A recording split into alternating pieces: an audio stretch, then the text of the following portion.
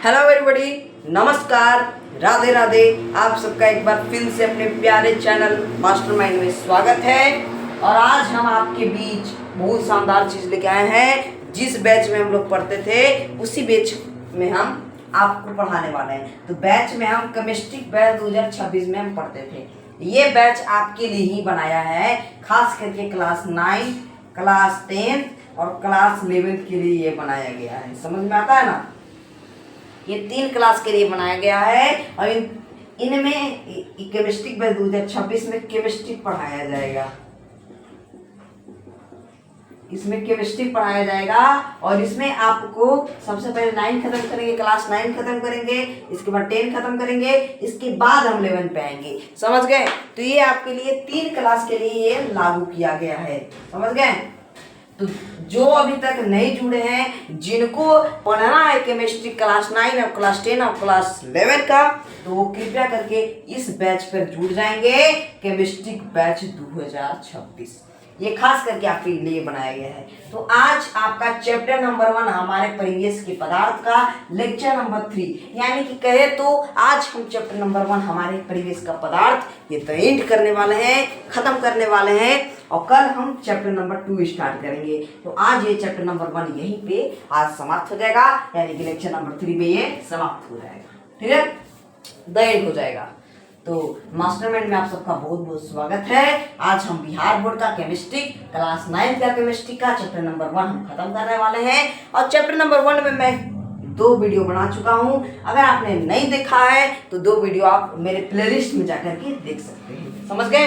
तो चलिए, तो आज आपका लेक्चर नंबर 3 में सबसे पहला आता है ठोस। कल मैंने आपको ठोस के बारे में बताया था, सब चीज़ बता दिया। ठोस, द्रव, गैस। ठोस के बारे में मैंने कल आपको बहुत चीज़ समझाया था कि ठोस, द्रव और गैस के गुण के बारे में मैंने आपको कल बताया था। तो चलिए आज हम आगे बढ़ते हैं। अगर हम भैया ठोस को अगर गर्म करेंगे, ध्यान से समझिएगा, अगर हम ठोस को गर्म करते हैं तो ये द्रव्य बन जाता है। अगर हम ठोस को गर्म करेंगे तो क्या बन जाएगा? द्रव्य। कहने का मतलब कि ठोस में है भैया एक बर्फ। ठोस में क्या है भैया? ठोस में है बर्फ। और बर्फ को अगर हम पिघलाएंगे, बर्फ को गर्म करेंगे तो वो द्रव्य यानी कि पानी में नहीं बदल जाएगा, तो पानी बदल जाएगा। यानी कि कहने का मतलब ठोस को अगर हम गर्म करेंगे तो द्रव्य कहलाएगा और द्रव्य को गर्म करेंगे तो गैस बन जाएगा। गैस बन जाएगा, यानी कि मतलब ये द्रव्य है। अगर हम पानी को एकदम उबालते हैं, गर्म करते हैं, तो उसमें जो वाष्प निकलता है तो वाष्प क्या हो गया? गैस हो गया। तो कहने का मतलब ये हुआ, अगर आप समझ के पढ़िएगा तो आपको मतलब कि समझ में सब चीज़ आने लगेगा। केमिस्ट्री आसान चीज़ होती है, केमिस्ट्री भारी चीज़ नहीं होती है। तो कहने का मतलब कि ठोस को अगर हम गर्म करते हैं तो भैया तो क्या होता है? द्रव्य होता है। और द्रव्य को गर्म करेंगे तो गैस होगा। ठोस, मान लो ठोस में हम बर्फ ले लेते हैं, बर्फ को गर्म करेंगे तो क्या होगा? पानी बन जाएगा। और पानी को गर्म करेंगे तो क्या बन जाएगा? वाष्प, यानी कि गैस बन जाएगा। समझ में आ गया? इतना बात। अब यहाँ पे हम उल्टा भी चल सकते हैं। अगर आप चाहें तो यहाँ पे हम उल्टा भी चल सकते हैं। जैसे कि मान लो यहाँ गैस है, ठीक है, अगर हम गैस को भैया ठंडा करेंगे, क्या करेंगे? ठंडा करेंगे तो वो द्रव्य बन जाएगा। और द्रव्य को हम ठंडा करेंगे, ठंडा। द्रव्य को अगर हम ठंडा करते हैं तो वो ठोस बन जाएगा। इतना समझ में आ गया? अगर हम ठोस को गर्म करेंगे तो क्या हो जाएगा? द्रव्य। और द्रव्य को गर्म करेंगे तो क्या हो जाएगा? गैस। अगर हम उल्टा चलेंगे, यानी कि उल्टा, तो गैस को ठंडा करेंगे तो द्रव्य और द्रव्य को ठंडा करेंगे तो ठोस में बदल जाता है। इतना बात समझ में आ गया हो तो फटाक से इसको नोट करेंगे। ठीक है, ये नोट्स में लिखा होना चाहिए, नोट्स में लिखा होना चाहिए मेरे दोस्त, मेरे प्यारे भाई, ये नोट्स में लिखा होना चाहिए। आप लोग नोट्स बनाए करिए। देखिए, मैंने क्लास 9 का फिजिक्स खत्म कर दिया है। क्लास 9 का फिजिक्स मैंने खत्म कर दिया है। अगर आपने क्लास 9 का फिजिक्स नहीं पढ़ा है तो आप मेरे प्लेलिस्ट में जाकर के पढ़ सकते हैं। प्लेलिस्ट में लिखा होगा। अगर क्लास 9 का मैं एक बार बता देता हूँ, फिजिक्स कहाँ से पढ़ना है आपको। फिजिक्स पढ़ना है आपको, लिखा हुआ प्लेलिस्ट में Bihar board physics class 9। First batch.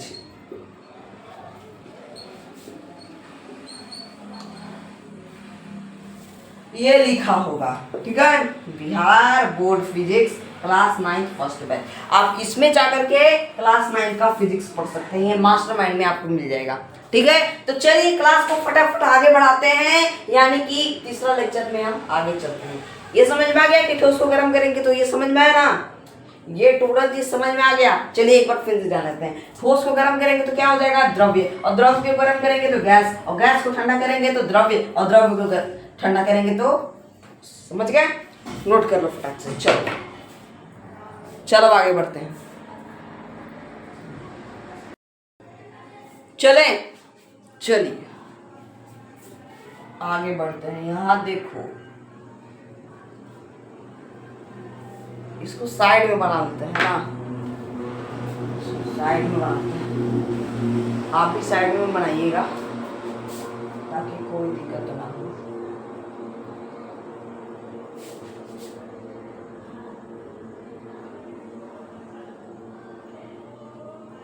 देखिए, ये है द्रव्य, ये है ठोस, ये है गैस। ठोस, द्रव्य, गैस, ठीक है, समझ लिए। यहां लिख लो गरम कर लो, ठीक है, यहाँ पे भी गरम कर लो, कर लो। अब देखिए यहाँ पे ठोस को गरम किए द्रव्य, और द्रव्य को गरम किए गैस, समझ गए। ठोस को गर्म किए द्रव्य और द्रव्य को गर्म किए गैस, इतना समझ गए बात। अगर हम ठोस को गर्म करते हैं तो वो मध्य की द्रव्य में बदल जाता है। अगर हम ठोस को गर्म करेंगे, यदि वो द्रव्य में यानी कि पानी में बदल जाएगा, अगर हम ठोस को गर्म करेंगे जैसे कि बर्फ को गर्म करेंगे, अगर वो पानी में बदल जाएगा तो इसका मतलब ये ठोस को गर्म करने पर ये द्रव्य बन जाता है, समझ गए। तो इसका कहने का मतलब हुआ कि ठोस को अगर हम गर्म कर रहे हैं तो द्रव्य बन जा रहा है, यानी कि द्रवण, यानी कि द्रवण, यानी कि क्या हुआ भैया, द्रवण हुआ, लिखेंगे द्रवण। और द्रवण के हमको कहते हैं, द्रवण को कहते हैं द्रव्यनांक। क्या कहते हैं, द्रव्यनांक, ठीक है, द्रव्यनांक कहते हैं। क्या हुआ, द्रवण को क्या कहते हैं, द्रव्यनांक। यानी करने का मतलब ठोस को, अगर हम ठोस को गर्म करेंगे तो द्रव्य बदल जाएगा, इसको हम द्रव्यनांक कहेंगे। क्या कहेंगे इसको, इस प्रक्रिया को हम द्रव्यनांक कहते हैं। तो हेडिंग बनाइए द्रव्यनांक, द्रव्यनांक का परिभाषा लिख लो, द्रव्यनांक का परिभाषा लिख लो, ठीक है, ताकि कोई दिक्कत ना हो। लिखेंगे द्रव्यनांक के परिभाषा में कि किसी ठोस को गर्म करने पर, किसी ठोस को गर्म करने पर, किसी ठोस को भैया गर्म करने पर वह द्रव्य में बदल जाता है, वह द्रव्य में बदल जाता है।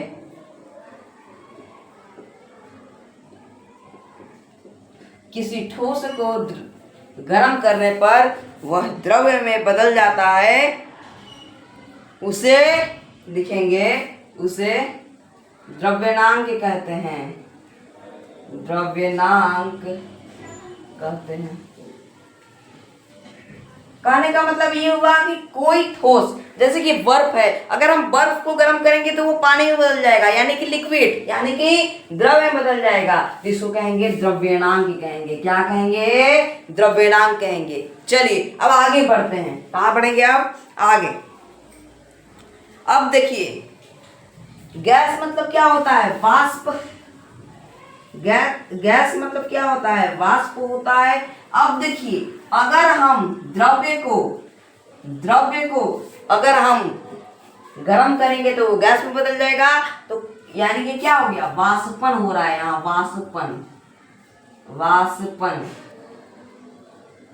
क्या, इस प्रक्रिया को क्या कहते हैं? वाष्पन। अगर हम द्रव्य को गर्म करेंगे तो वो गैस में बदल जाएगा, इस प्रक्रिया को हम कहेंगे वाष्पन कहेंगे। इस प्रक्रिया को क्या कहेंगे भैया? वाष्पन कहेंगे। समझ गए? इस प्रक्रिया को वाष्पन कहेंगे। तो अब वाष्पन क्या होता है? वाष्पन लिख लीजिए, वाष्पन। यहाँ सब लिखते जाना है, ऐसे लिखते जाना है हेडिंग बड़ा बना करके। ये मतलब कि ये पढ़ना है हमें चैप्टर नंबर 1 में। तो लिखेंगे कि द्रव्य को गर्म करने पर, लिखेंगे द्रव्य को गर्म करने पर वह, द्रव्य को गर्म करने पर वह गैस यानी कि वाष्प में बदल जाए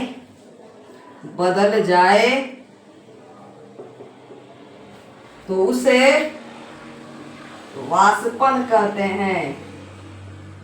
उसे क्या कहते हैं? उसे वाष्पन कहते हैं, वाष्पन कहते हैं। समझ गए? अगर हम ठोस को गर्म करेंगे तो द्रव्य में बदल जाएगा, इसको क्या कहेंगे? द्रव्यमान। और अगर हम द्रव्य को गर्म करेंगे, अगर वो गैस में बदल जाएगा तो उस प्रक्रिया को हम वाष्पन कहेंगे। समझ में आ गया इतना? 2 बातें अगर आपको समझ में आ गई तो इतना बात नोट कर लेना है, ठीक है? चलो अब अगला तीसरा टॉपिक है संघनन, ठीक है? अगर देखिए, अगर हम गैस को ठंडा करेंगे, तो वह प्रक्रिया संघनन कहलाता है। क्या कहलाता है? अगर हम गैस को ठंडा करेंगे, अगर वो द्रव्य में बदल जाएगा तो इस प्रक्रिया को हम संघनन कहेंगे। तो अगला टॉपिक बनाएंगे संघनन। संघनन क्या होता है समझा दिए ना? तो अब इसका लिख लीजिए, परिभाषा लिख लीजिए। तो लिखेंगे गैस को ठंडा करने पर वह द्रव्य में बदल जाता है। गैस को ठंडा करने पर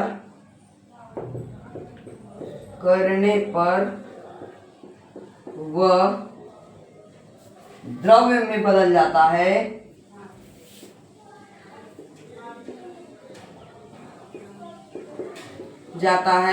इस प्रक्रिया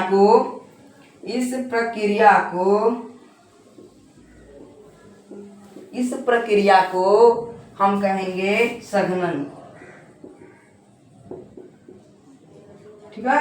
इस प्रक्रिया को कहेंगे, इस प्रक्रिया को संघनन कहते हैं, ठीक है? नोट कर लो इसको। अब अगला टॉपिक लास्ट, इसमें पढ़ना है अब लास्ट टॉपिक, ठीक है?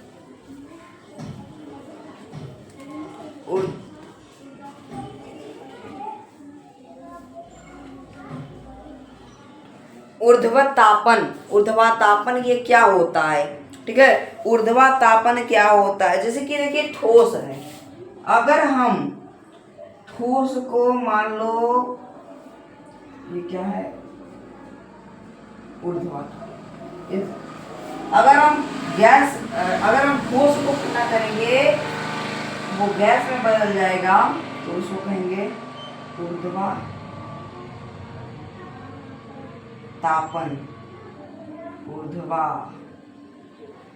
एक मिनट।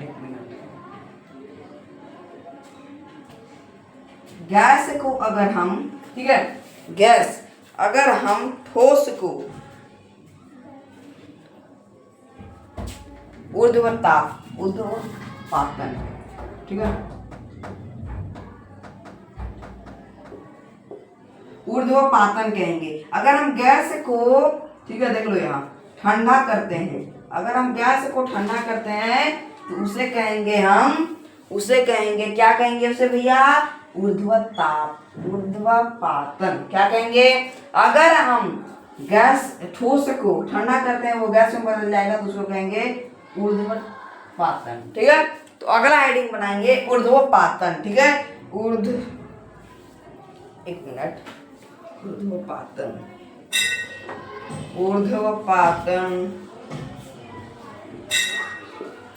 ये नोट कर लेंगे, ठीक है। लिखेंगे इसके बारे में कि वैसा पदार्थ जिसे गर्म करने पर, एक मिनट थोड़ा सा रुक जाइए, वैसा पदार्थ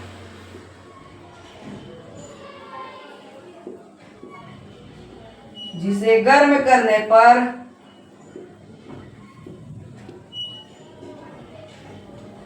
ठीक है, वैसा पदार्थ जिसे गर्म करने पर ठोस से सीधे गैस में बदल जाए,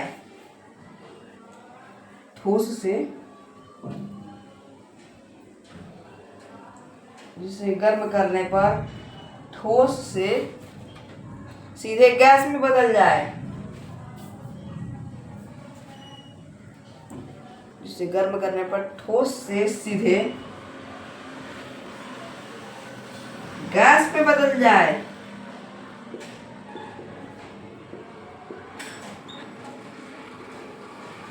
वैसा पदार्थ जिसे गर्म करने पर ठोस से सीधे गैस में बदल जाए और ठंडा करने पर गैस से सीधे ठोस में बदल जाए, और ठंडा करने पर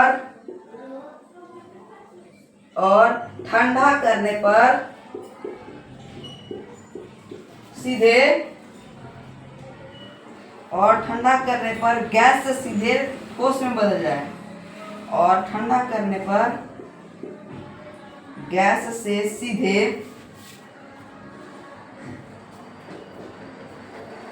ठोस में बदल जाए।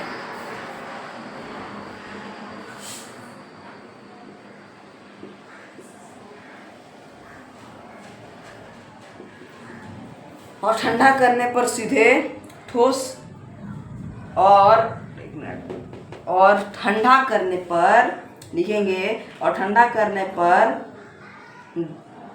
गैस से सीधे ठोस में बदल जाए तो उसे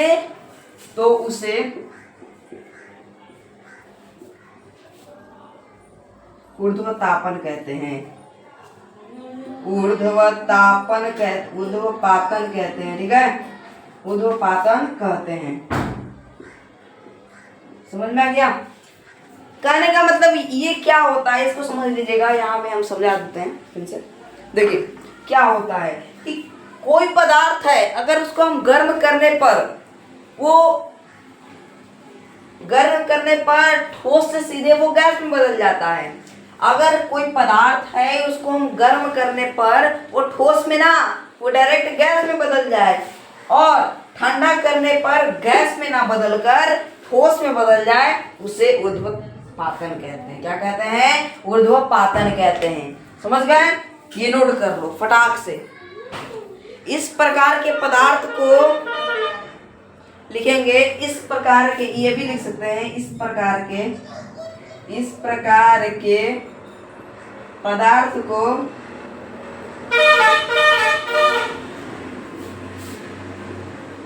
ऊर्ध्व,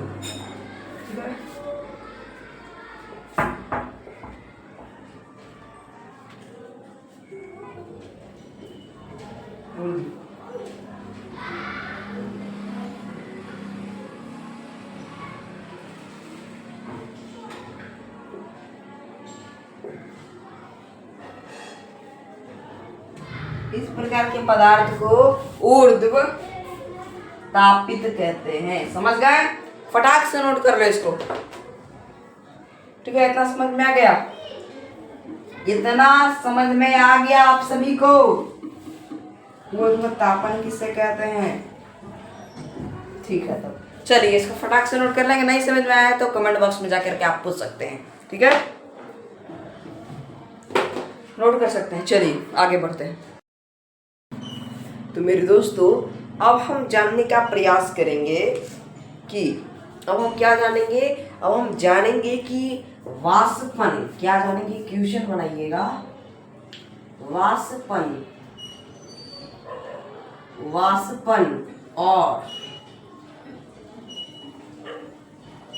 वाष्पन और क्वथनांक में क्या अंतर है? तो लिखेंगे वाष्पन और क्वथनांक। वाष्पन और क्वथनांक, ठीक है। तो वाष्पन और क्वथनांक में अंतर लिखें, में अंतर स्पष्ट करें, स्पष्ट करें। तो क्वेश्चन कहता है कि वाष्पन और क्वथनांक में अंतर स्पष्ट करें। समझ गए? ये आपका एक क्वेश्चन कहता है इस चैप्टर में कि वाष्पन और क्वथनांक में अंतर स्पष्ट करें। समझ गए? तो ये क्वेश्चन इंपॉर्टेंट है, इसको नोट कर लेंगे, VVI लगा देंगे, ठीक है।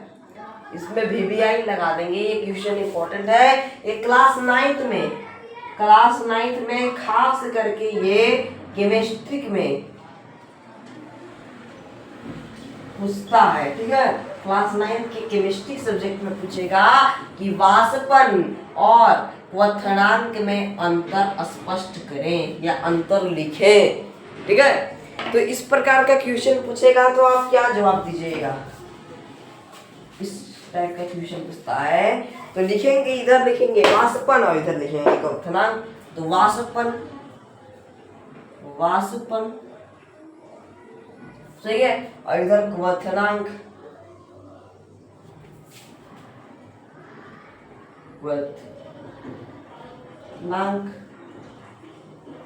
सही है। इधर लिखेंगे वाष्पन, ठीक है, और इधर लिखेंगे क्वथनांक। इस टाइप से सजा के लिखना है, ठीक है।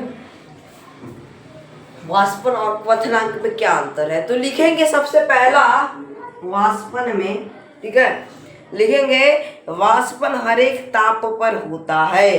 क्या लिखेंगे? वाष्पन हर एक ताप पर होता है। वाष्पन कहाँ होता है? वाष्पन एक हर एक ताप पर होता है। इसको नोट कर रही है? चलिए अब इसका फर्स्ट नंबर लिखो, ठीक है। क्वथनांक में क्वथनांक के लिए तापमान निश्चित होता है, ठीक है। क्वथनांक के लिए तापमान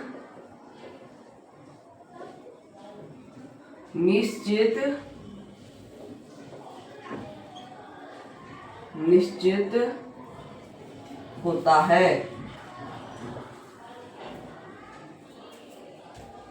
ठीक है। क्वथनांक के लिए तापमान निश्चित होता है। समझ गए?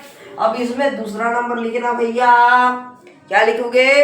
वाष्पन की क्रिया पानी के लिए, देखिए मान लो एक हम एग्जाम्पल से आपको समझाते हैं, एक प्रयोग से आपको समझाते हैं। जैसा कि मान लो यहाँ पे एक कढ़ाई है, ठीक है, एक बड़ा सा यहाँ पे एक कढ़ाई है, ठीक है, इधर बनाते हैं।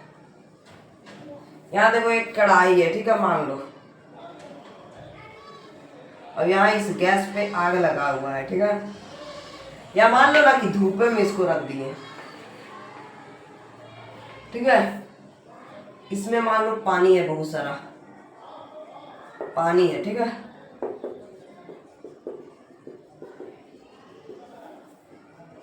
मान लो इसमें क्या है भैया? इसमें पानी है, मान लो पानी, ठीक है।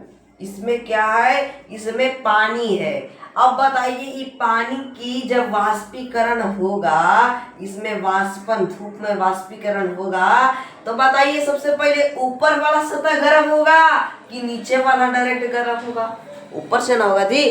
तो क्या लिखेंगे? ऊपर से होगा गर्म, तो हम इसमें एक लिख देंगे, वाष्पन में एक लिख देंगे परिभाषा के तौर पर। अभी हम लोग क्या कर रहे हैं? वाष्पन और क्वथनांक में अंतर लिख रहे हैं भैया, लिख रहे हैं ना। तो देखो क्या लिख देंगे यहाँ? वाष्पन की क्रिया पानी के, वाष्पन की क्रिया पानी के वाष्पन की क्रिया पानी के, दिखाई दे रहा है सभी को? सभी को समझ में आ रहा है जी? सभी को समझ में आ रहा है? वाष्पन की क्रिया पानी के, ठीक है, वाष्पन की क्रिया पानी के ऊपरी सतह से होती है। ऊपरी सतह से होती है। समझ गए? वाष्पन की क्रिया कहां से होती है? ऊपरी सतह से होती है। जब वाष्पन होगा, जब वाष्पीकरण होगा तो ऊपर से होगा कि ना कि डायरेक्ट पानी नीचे खोलने लगेगा? ऊपर से खोलेगा ना जी। तो इसी प्रकार ऊपरी सतह होती है, ये लिख देंगे। अब क्वथनांक में बात लिखना होगा, एक बात और लिखना होगा क्वथनांक में, तो इसमें भी लिख देंगे कि क्वथनांक के पूरे द्रव में होता है। ठीक है, क्वथनांक पूरे द्रव्य में होता है। लिखेंगे क्वथनांक पूरे द्रव्य में होता है। द्रव कहने का मतलब हुआ पानी। क्वथनांक जो है ये पूरे पानी में होता है, यानी कि क्वथनांक क्या होता है? ये पूरा पानी, एक कढ़ाई में पानी लिए तो ये क्वथनांक पूरा पानी में होता है। समझ गए? तो दो बात इसको नोट कर लो, क्योंकि ये 2 नंबर का क्वेश्चन आएगा तो दो बात लिख देंगे, VBI लगा लेना। ठीक है, चलो फटाक से कर दो, स्क्रीनशॉट मार लो। ठीक है, चलो आगे बढ़ते हैं। चलिए, ठीक है, समझ गए भैया? जो मैंने अभी अभी आपको क्वेश्चन बताया वाष्पीकरण और क्वथनांक में क्या अंतर है, ये जो मैंने अभी आपको क्वेश्चन बताया, ये क्या आपको ये क्वेश्चन समझ में आ गया? ये क्वेश्चन आपको समझ में आ गया जो मैंने अभी आपको क्वेश्चन बताया है? जो मैंने आपको अभी क्वेश्चन बताया, क्लियर हो गया सभी को? चलिए, तब अच्छी बात है, आगे बढ़ते हैं हम। ठीक है, अब हम क्या करेंगे, आगे बढ़ेंगे तो देखिए एक हेडिंग बनाएंगे, वाष्पीकरण। ठीक है, वाष्पीकरण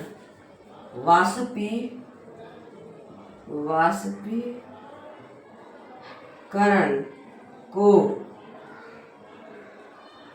प्रभावित, ठीक है,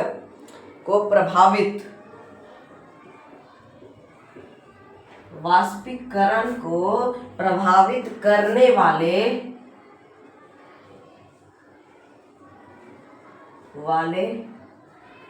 कारक। ठीक है, वाष्पीकरण को प्रभावित करने वाले कारक। ठीक है, वाष्पीकरण को, ठीक है, जो वाष्पीकरण होता है, वाष्पीकरण को प्रभावित करने वाले कारक। समझ गए? इसमें आ गया, हेडिंग दे दिए। तो वाष्पीकरण को, जो वाष्पीकरण होता है उसको प्रभावित करने वाले कौन कौन से कारक हैं ये पता करना है। तो नंबर 1 लिखेंगे। नंबर 1 में लिखेंगे, जैसा कि देखो ये है, एक कढ़ाई है, इसमें मान लो पानी डाल दिए, ठीक है,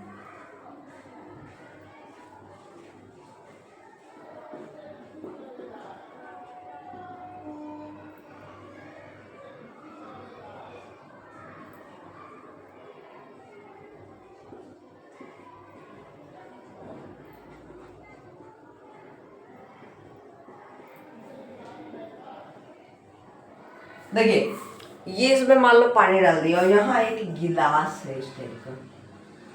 ठीक है, ये गिलास है। ठीक है, बढ़िया बनाते हैं ना, एक टाइप के गिलास है यहाँ। ठीक है, और यहाँ एक मान लो हाथ से पकड़ने वाला। ठीक है, एक जग टाइप का है। ठीक है, ये जग है। अब इसमें मान लो इसमें पानी भरा हुआ है।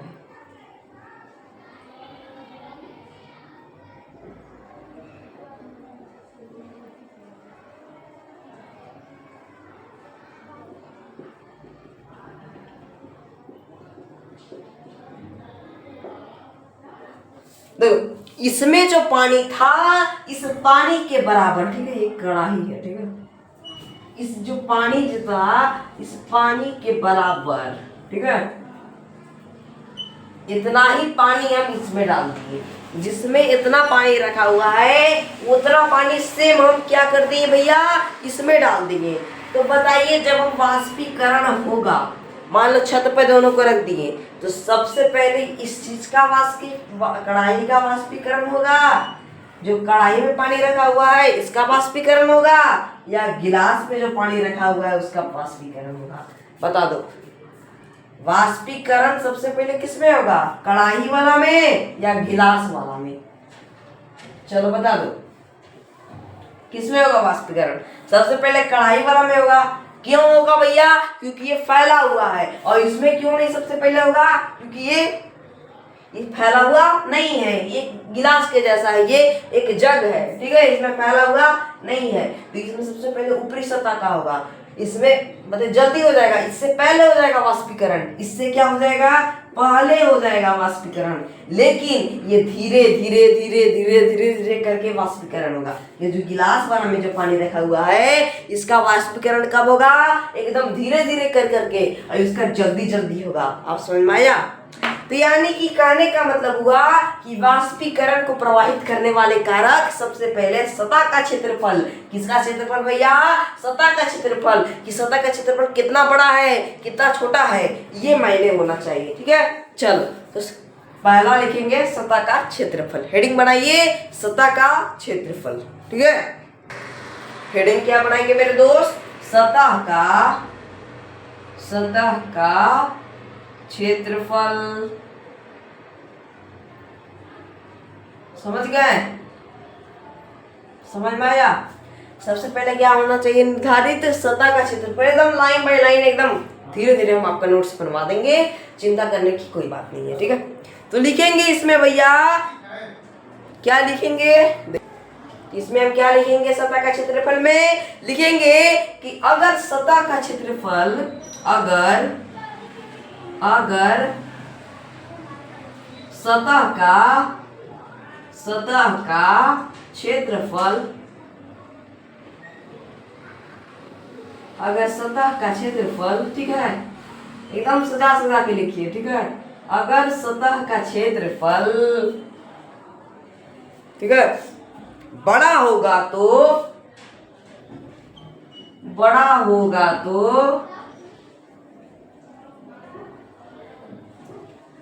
अगर सतह का क्षेत्रफल बड़ा होगा तो वाष्पीकरण तेजी से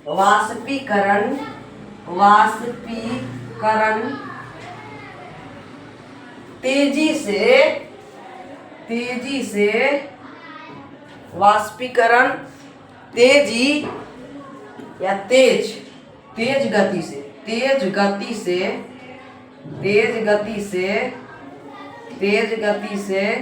ठीक है, वाष्पीकरण तेज गति से होगा और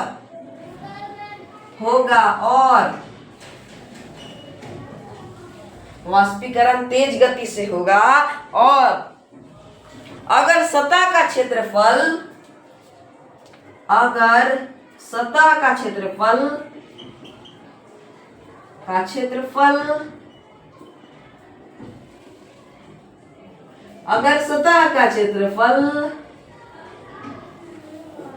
ठीक है, अगर सतह का क्षेत्रफल छोटा होगा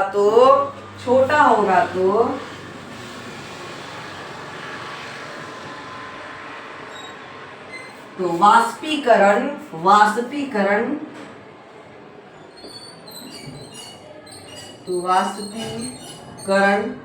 ठीक है, तो वाष्पीकरण धीरे धीरे होगा,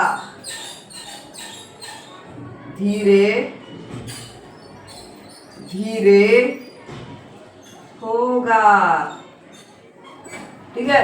तो समझने का प्रयास करिए। सतह का क्षेत्रफल सबसे पहला है, सतह का क्षेत्रफल ये निर्धारित होना चाहिए। अगर सतह का क्षेत्रफल बड़ा होगा तो वाष्पीकरण तेज गति से होगा।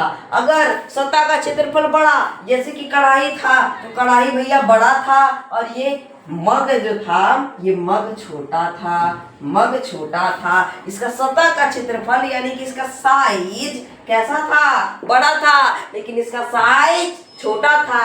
सतह का क्षेत्रफल कहने का मतलब वाष्पीकरण अगर बड़ा साइज होगा तो वाष्पीकरण तेज गति से होगा, और अगर छोटा साइज होगा तो वाष्पीकरण धीरे धीरे हो गया। समझ गए? तो ये नोट कर लेंगे, पहला बात सबसे पहले नोट करेंगे आप सब, ठीक है। चलिए अब दूसरे बात की ओर बढ़ते हैं, ठीक है। समझ गए? तो सबसे पहले मैंने आपको क्या बताया, सतह का क्षेत्रफल एकदम ठीक होना चाहिए। अब दूसरा में लिखना, दूसरा में लिखेंगे, देखिए दूसरा नंबर, ठीक है। अब देखिए, अब डिपेंड करता है तापमान पर, तापमान, ठीक है। अब किस पर डिपेंड करेगा मेरे दोस्त? तापमान पर, ठीक है, तापमान पर। किस पे डिपेंड करेगा? तापमान पर, ठीक है, तापमान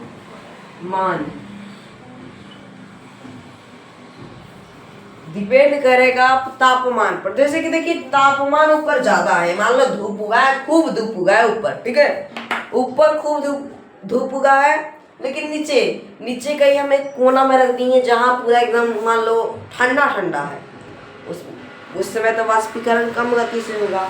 तो दूसरा क्या मायने रखता है? दूसरा कारक रखता है मायने तापमान पर, ठीक है। किस पर? तापमान पर। तो लिखिएगा कि तापमान ज्यादा रहने पर, लिखेंगे तापमान ज्यादा रहने पर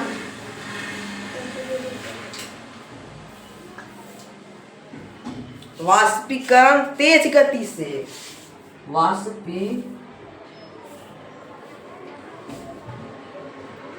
तेज गति से,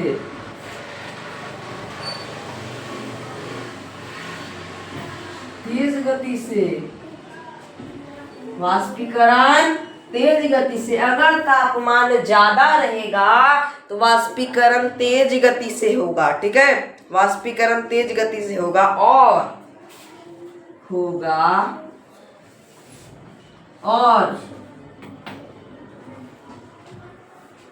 तापमान कम रहने पर, ठीक है, कम रहने पर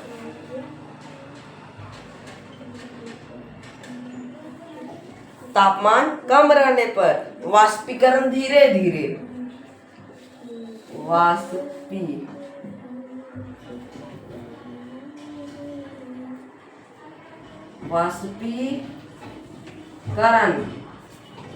वाष्पीकरण धीरे धीरे होगा।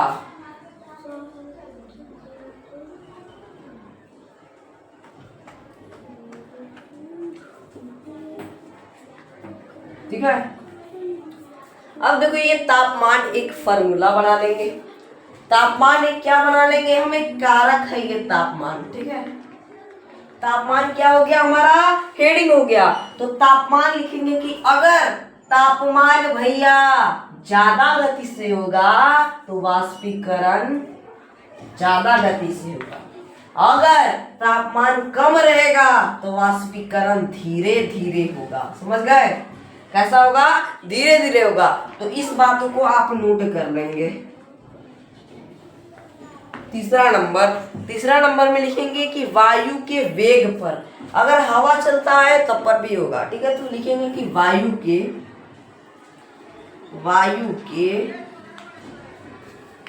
वेग पर डिपेंड करता है। समझ गए? किस पर डिपेंड करता है? वायु के वेग पर। वायु का वेग ज्यादा रहने पर, वायु का वेग ज्यादा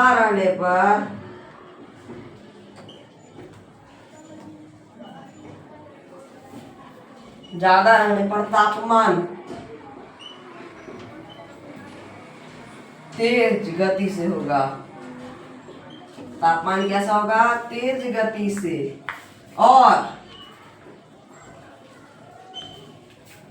और ठीक है,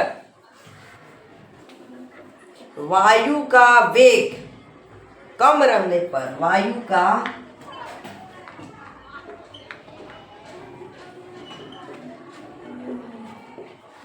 कम रहने पर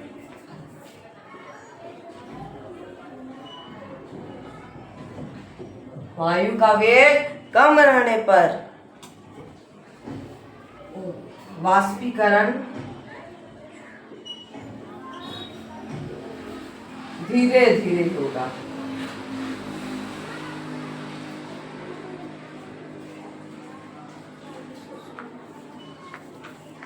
वाष्पीकरण, ठीक है।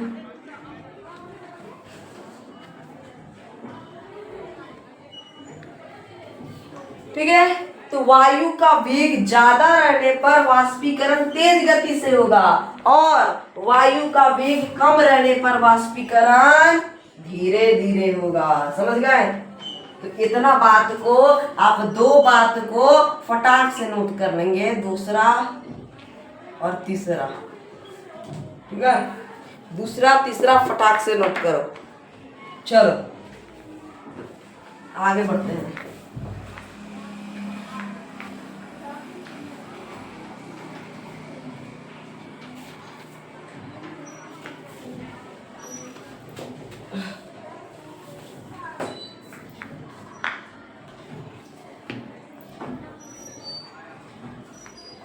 ठीक है, चलो आर्द्रता पर। ठीक है, चौथा नंबर आर्द्रता पर। अब किस पर डिपेंड करता है? और एक बात, आर्द्रता पर डिपेंड करता है। ठीक है, आर्द्रता पर डिपेंड करता है। ये आर्द्रता होता क्या है? वायु में नमी की मात्रा, वायु में नमी की मात्रा, वायु में नमी की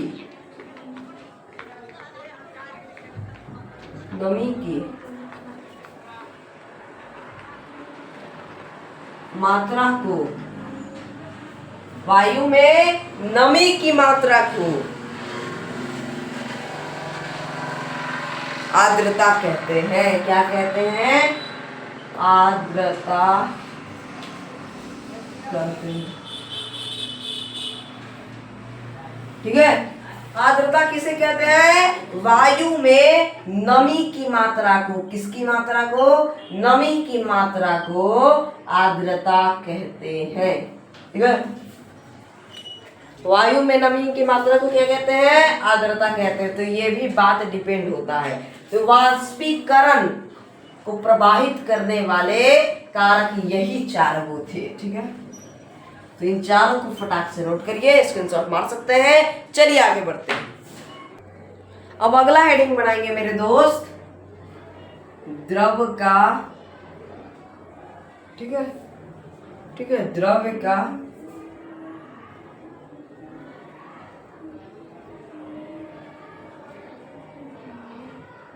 गुप्त ऊष्मा।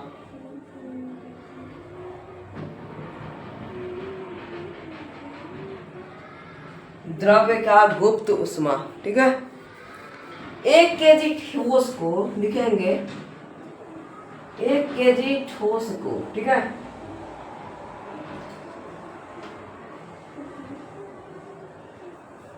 1 केजी ठोस को, सही है, द्रव्य में बदलने में, द्रव्य में बदलने में, द्रव्य में बदलने में, 1 केजी ठोस को द्रव्य में बदलने में जितना ऊष्मा की आवश्यकता होती है, जितना ऊष्मा की आवश्यकता होती है,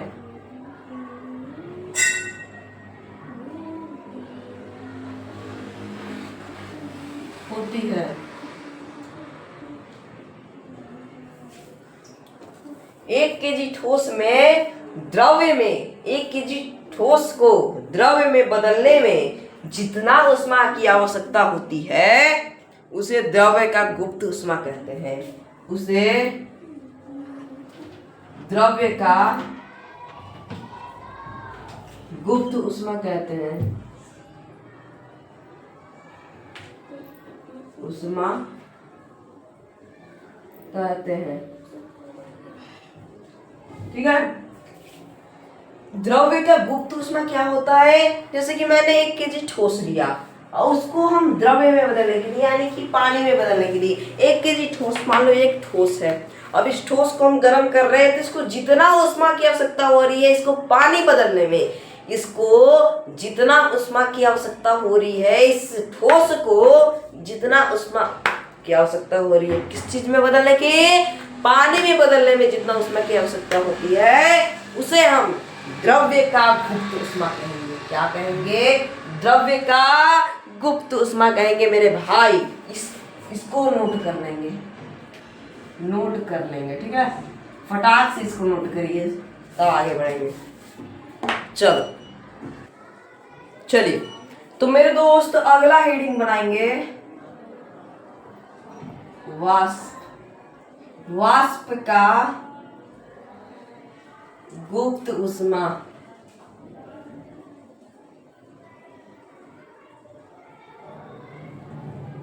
ठीक है, वाष्प का गुप्त ऊष्मा। ठीक है, 1 केजी द्रव्य को 1 केजी द्रव्य को 1 केजी द्रव्य को वाष्प में बदलने में, वाष्प में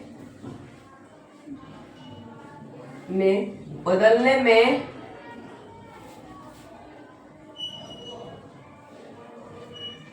जितना 1 केजी द्रव्य को वाष्प में बदलने में जितना ऊष्मा की आवश्यकता होती है, ऊष्मा की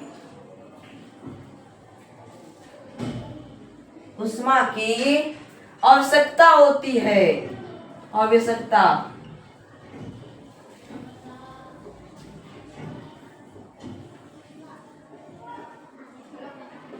होती है उसे वाष्प का गुप्त ऊष्मा कहते हैं।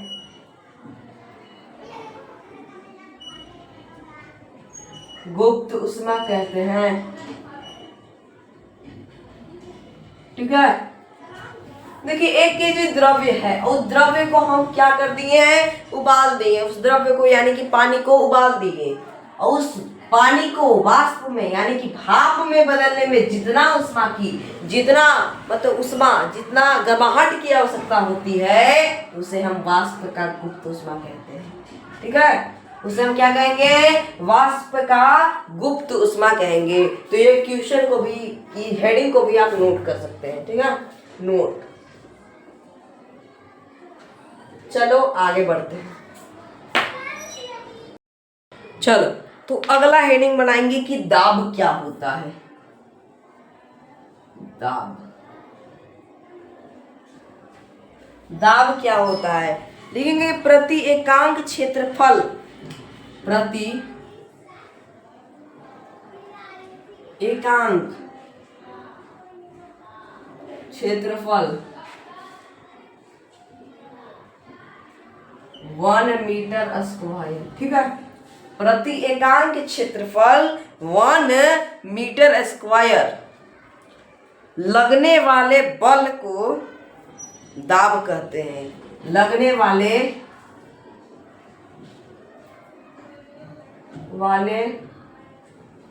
बल को दाब कहते हैं।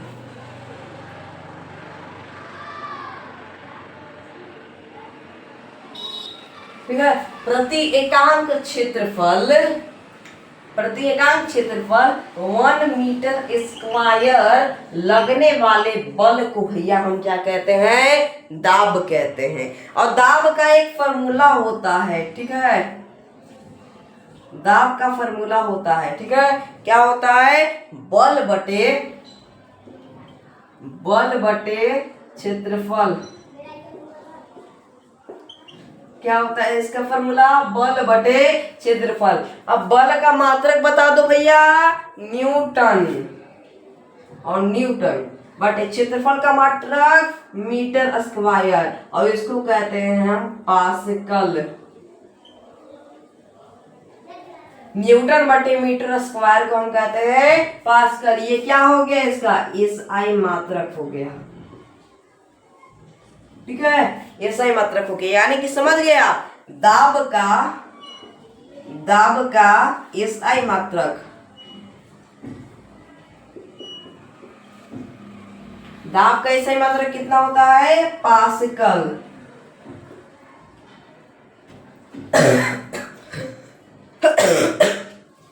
समझ गए, दाब किसे कहते हैं, प्रति एकांक क्षेत्रफल 1 मीटर स्क्वायर, मान लो क्षेत्रफल है 1 मीटर स्क्वायर, लगने वाले बल को हम दाब कहते हैं। प्रति एकांक क्षेत्रफल यानी कि 1 मीटर स्क्वायर में जितना हमारा बल लगा उसको हम दाब कहते हैं।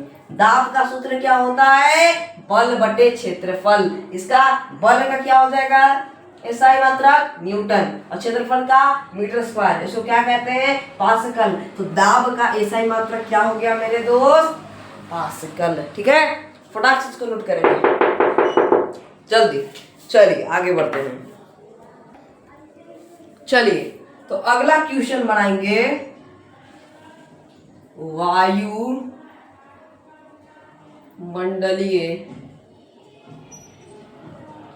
दाब, वायुमंडलीय दाब, ठीक है, वायुमंडलीय दाब। ये वायुमंडलीय दाब क्या होता है, वायुमंडलीय दाब ये क्या होता है, तो ये लिखेंगे इसमें कि वायु के द्वारा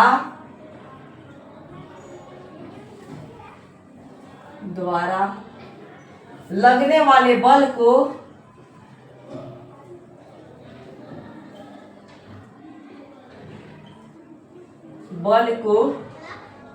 दाब कहते हैं।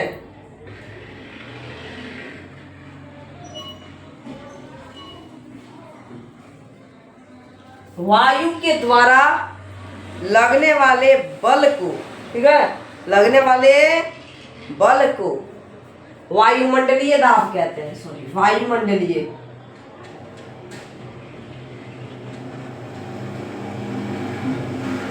दाब कहते हैं।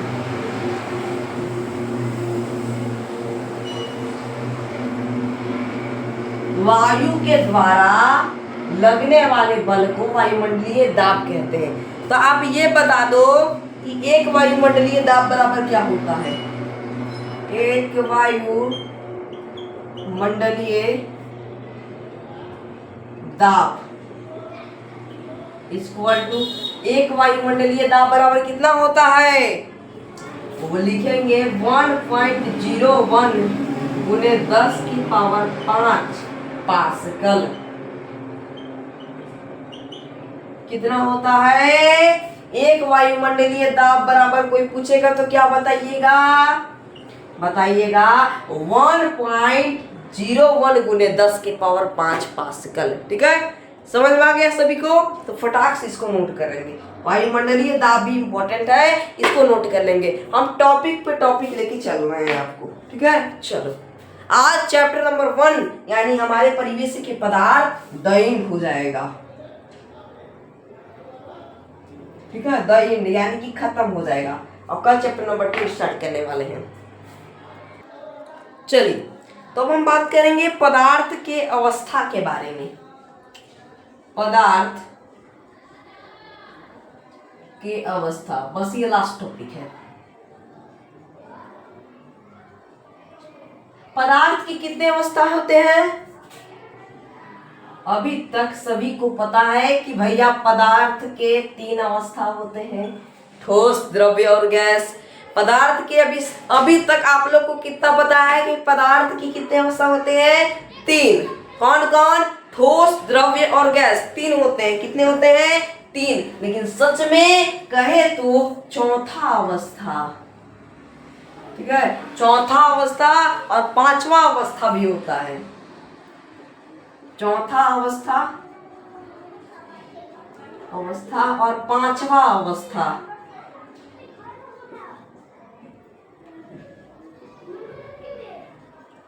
ठीक है। पदार्थ के 5 अवस्था होते हैं, ठोस, द्रव्य और गैस, ये 3 अवस्था पता है। और चौथा अवस्था होता है प्लाज्मा। चौथा अवस्था क्या होता है मेरे दोस्त? प्लाज्मा होता है। ठीक है। चौथा अवस्था प्लाज्मा। और इसके बाद पांचवा अवस्था होता है बोस आइंस्टाइन। बोस आइन, ठीक है, आइन,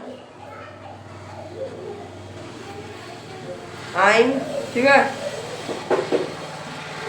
Einstein, Bose Einstein condensation,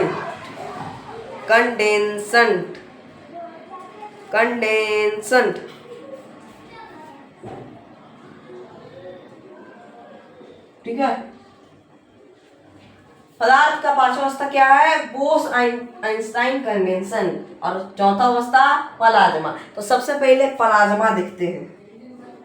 plasma, ठीक है।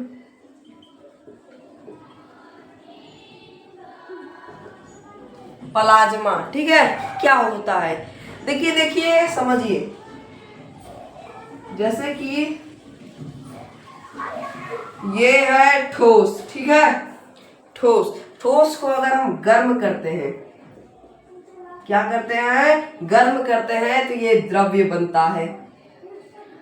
और द्रव्य को गर्म करेंगे तो क्या बनेगा? गैस बनेगा। और गैस को गर्म करेंगे तो बनेगा प्लाज्मा। गैस को गर्म करेंगे तो क्या बनेगा? प्लाज्मा। ठोस को गर्म करेंगे तो द्रव्य बनेगा, और द्रव्य को गर्म करेंगे तो गैस बनेगा, और गैस को गर्म करेंगे तो प्लाज्मा बनेगा। 4 अवस्था समझ गए? तो लिखेंगे कि गैस को गर्म करने पर प्लाज्मा बनता है। गैस को गर्म करने पर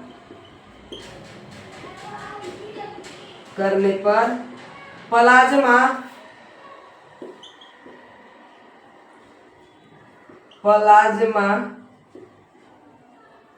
बनता है। गैस को गर्म करने पर क्या बनता है? प्लाज्मा बनता है। जैसे सूर्य,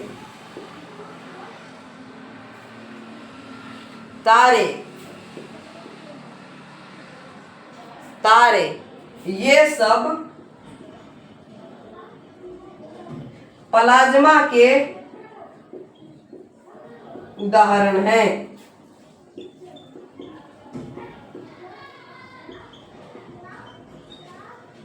सूर्य, तारे, ये सब क्या है? प्लाज्मा के उदाहरण है। अब देखेंगे बोस आइंस्टाइन कंडेंसन क्या होता है। इतना नोट कर लो, हम समझा दिए ना 5 अवस्था। पदार्थ के 5 अवस्था होते हैं, ठोस, द्रव्य, गैस और प्लाज्मा और बोस आइंस्टाइन कंडेंसन। अब बोस आइंस्टाइन को कंडेंसन बाकी है, चलो समझते हैं। ये देखिए पदार्थ का 5वां अवस्था है बोस आइंस्टाइन कंडेंसन, ठीक है। अब ये जो 5वां अवस्था दिख रहा है, इसका आविष्कार हुआ 1920 में हुआ। इसका आविष्कार हुआ मेरे दोस्त 1920 में। कब हुआ? इसका आविष्कार 1920 में हुआ। ये जो आपका पदार्थ का 5वां अवस्था है बोस आइंस्टाइन कंडेंसन, इसका आविष्कार हुआ जी हाँ 1920 में। 1920 में आविष्कार करने वाले वैज्ञानिक का नाम है, भारतीय वैज्ञानिक थे,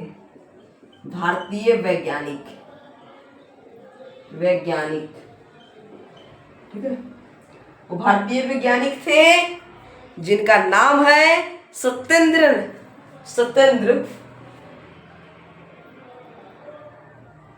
सत्येंद्र, ठीक है।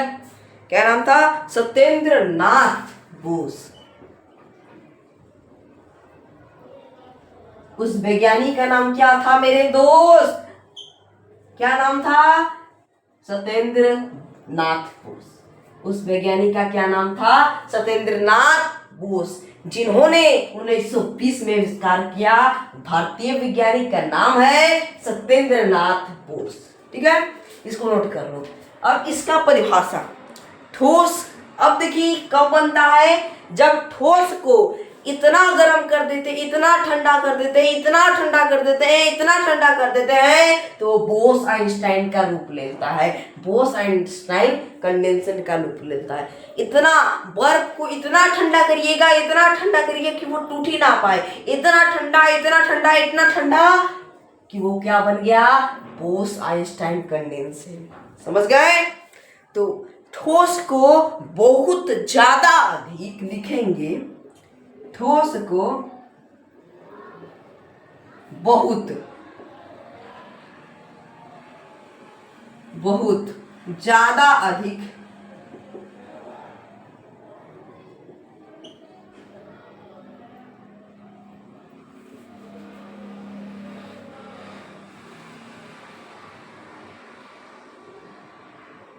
ठंडा करने पर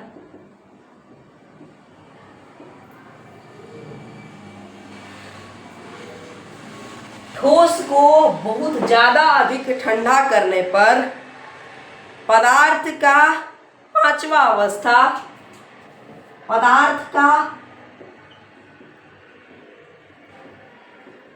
पांचवा अवस्था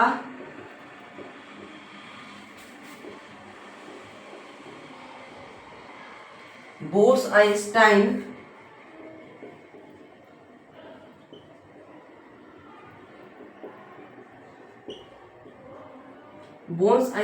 कंडेंसेशन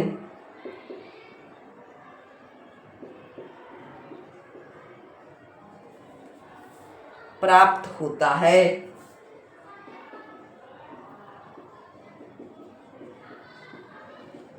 ठीक है। ठोस को यानी कि बर्फ को बहुत ज्यादा ठंडा करने पर क्या होता है? बोस आइंस्टाइन कंडेंसेशन प्राप्त होता है। अब देखिए बोस, इसका नाम कैसे पड़ा? सत्येंद्र नाथ बोस ने इसका आविष्कार किया 1920 में। उनका बोस आ गया, लास्ट वाला बोस, ठीक है। अब इसको आइंस्टाइन कहां से आया? आइंस्टाइन ने इसको प्रयोग करके दोबारा समझाया था कि हाँ ये सत्य है, ठीक है। तो आइंस्टाइन उनका नाम आ गया और कंडेंसेशन नाम पड़ा, तो क्या हो गया? Bose Einstein condensation. इसलिए इसका नाम क्या पड़ा? Bose Einstein condensation. समझ गए? चलिए तो इसको फटाक से नोट कर लेंगे। और आप सबका ये चैप्टर नंबर 1, ठीक है, दैनिक हो गया, ठीक है। चलिए आपका चैप्टर नंबर 1 दैनिक हुआ, समाप्त हुआ।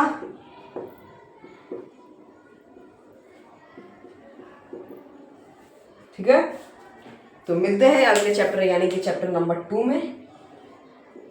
देरी कोई बात नहीं है, मिलते हैं कल की क्लास यानी कि चैप्टर नंबर 2 में। तो आज का क्लास यहीं पे समाप्त होता है। उम्मीद है कि आपको सब समझ में आया होगा जो मैंने आज आपको बताया है। टोटल चीज समझ में आ गया होगा शुरू से लेके अंत तक, ठीक है। समझ में आया तो अच्छी बात है, अगर नहीं समझ में आया तो आप कमेंट बॉक्स में जाकर के पूछ सकते हैं, ताकि मैं कमेंट का एक नया वीडियो प्रोवाइड कर सकूं, यानी कि आप सबके पास भेज सकूं, बना सकूं, ठीक है। कमेंट वाला वीडियो मैं बना सकूं। तो फटाक से इसको नोट करेंगे और देरी ना करते हुए, अगर नहीं समझ में आया है तो अभी जाइए कमेंट बॉक्स में लिखिए कि ये मुझे बोस आइंस्टाइन कंडेंसेशन नहीं समझ में आया। अगर नहीं समझ में आया तो इसको मैं पूरा विस्तार से पढ़ा दूंगा कि कैसे कैसे क्या हुआ था, लेकिन आपको इतना ही जानना है, इतना जानना प्राप्त है, ठीक है। बहुत एकदम इतना जान लेंगे तो अच्छा है, ठीक है। तो इसको नोट कर लेंगे, बोस आइंस्टाइन कंडेंसेशन, जो मैंने आपको पदार्थ का पांचवा अवस्था बताया। तो बताइए पदार्थ की कितनी अवस्था होती है? 5 अवस्था। कौन कौन? ठोस, द्रव्य, गैस, प्लाज्मा और बोस आइंस्टाइन कंडेंसेट। समझ गए? चलिए, तो आज का क्लास यहीं पे समाप्त होता है। तब तक के लिए बाय बाय। जय हिंद, जय भारत, धन्यवाद।